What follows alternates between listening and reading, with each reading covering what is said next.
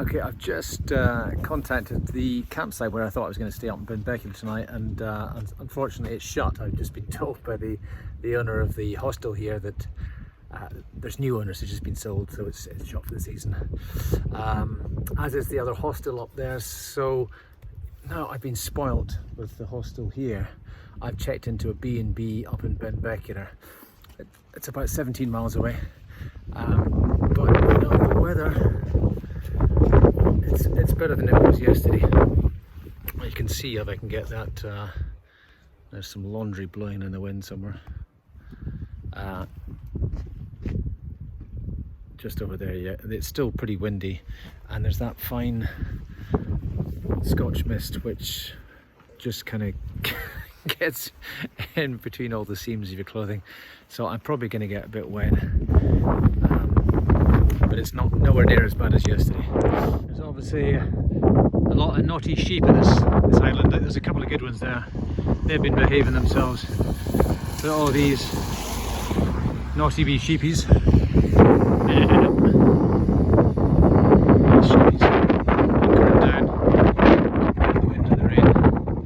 So here we are in South Uist. There's the church up on the hill up there. That's where Father Ted comes and does some exchanges.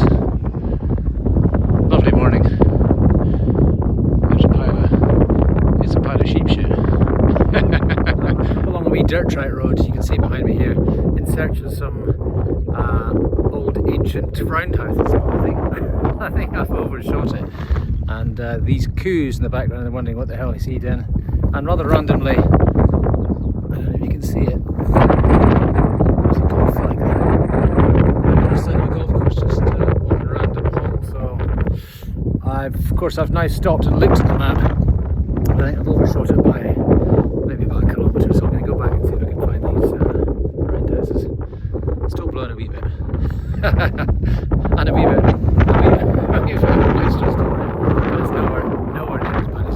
So after a bit of looking, I found at least one roundhouse, so there you go. I might get down next to it.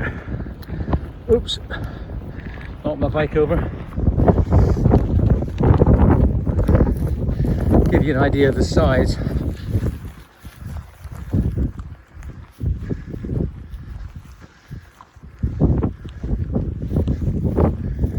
Looks like the rabbits have been having a fire. So this wee bowl here is about 3.5 feet high. But it's a fair diameter, it must be 25-30 feet. Sheltered in out the away from the wind. And there's clearly another building next to it. You can see that there as well. Anyway, so there we go. A Hebridean. I'm in Dalborough, or Dalabrog, it looks like the way it's spelled. You're supposed to spell it phonetically, or pronounce it phonetically. Now here's a wee church, St. Peter's I think it's called. I suspect there'll be some shouting going on in here on a Sunday, putting the fear of God into you all. And if you can see at the back there, the bell tower, the bell's been removed, and I can only imagine it's because it's, as you can hear, it's so bloody windy that it probably would ring throughout the night. And you can see the bell there is in the corner, and maybe they still ring it on a Sunday, but anyway, it's some fierce looking church. St. Peter's in Dallas out of the wind. But this is the birthplace of Flora MacDonald. Now most Scots will know who she is, but if you don't, she is the auntie of Ronald MacDonald, the famous burger man. And if you can look close, you might even see a few crumbs of burgers. And this is where they come and do staff training for MacDonald. But Flora moved out because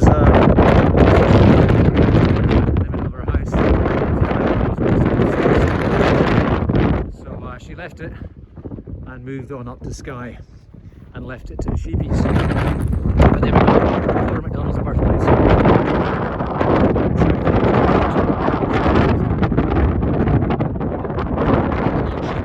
Come and have a chat. Yeah. How do you say? Fuck you. I'm off to go and see the maids. I've had enough of me. Found looking sheep, that was a fine looking coo. There's a wee poem, I can't remember the words exactly, I'll paraphrase it. But it's something like, I spied a coo on yonder hill, it's no there new, it must have shifted. Okay, so I'm not sure if you'll hear me because the wind again is quite strong. But here we are, this statue's called Our Lady of the Isles. I'll see if I can zoom in. She looks quite peaceful, she looks quite serene. I'm not sure about the arrogant old baby, but I suppose mothers are always quite forgiving of their children. What interests me more than the statue, which is rather nice, she's got a very fair face, is the way the moss and the lichen are growing on the north side. They only been a shelter really up here. And then you can see up on the hill up there, there's a little weather station. And I suspect the weather report today is wet and windy. Very wet, very windy. So that causeway behind me is heading north to Benbecula. So I'm just leaving South Uist, I think. See a sign, where is it? Is it there?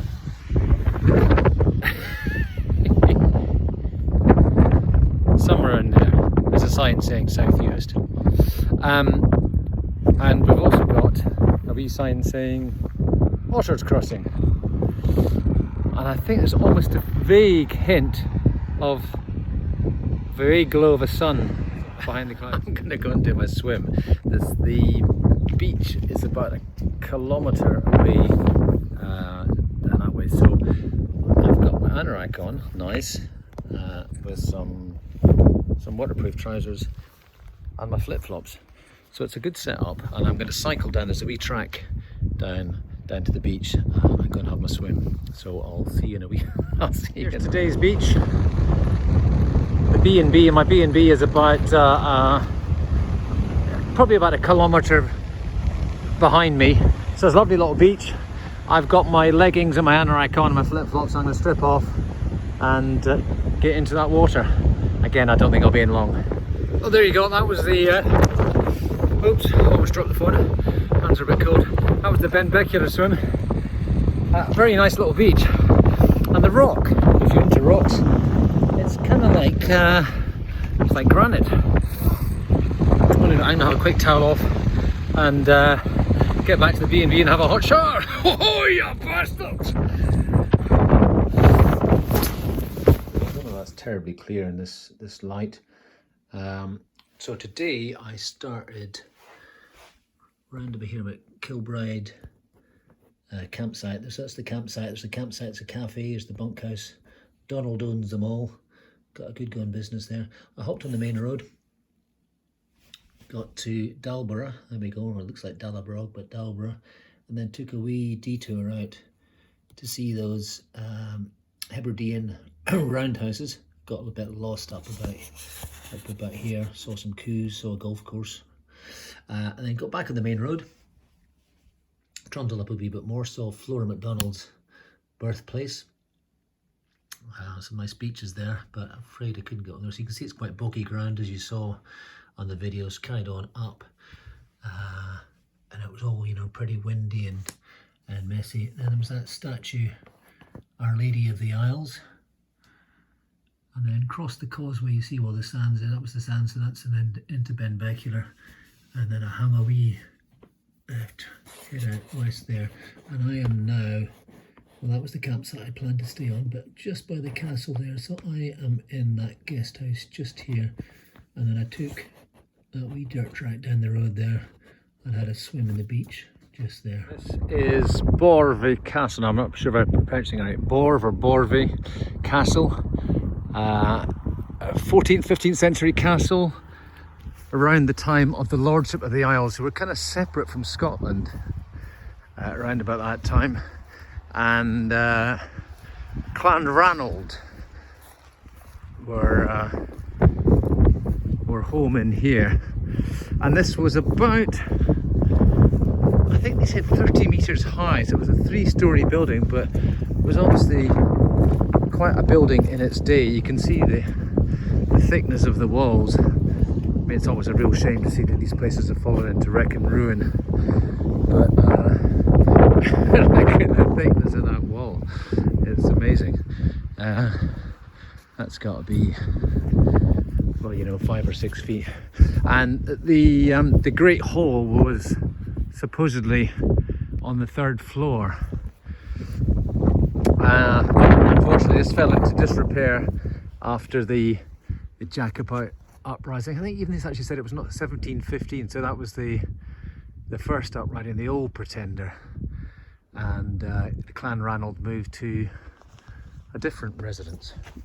But there you go. Big old castle on the Isle of Benbecula. And I'm just looking at this. This must have been I don't think that was around at that time. But this looks like it was the gate. Would this be the gateway into the castle? Who knows? They say there's not much pictorial documentation of the castle. There's some written documentation in the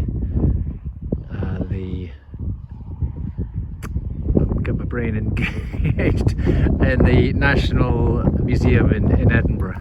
But it's quite a building nonetheless, even just in its wreck state. It was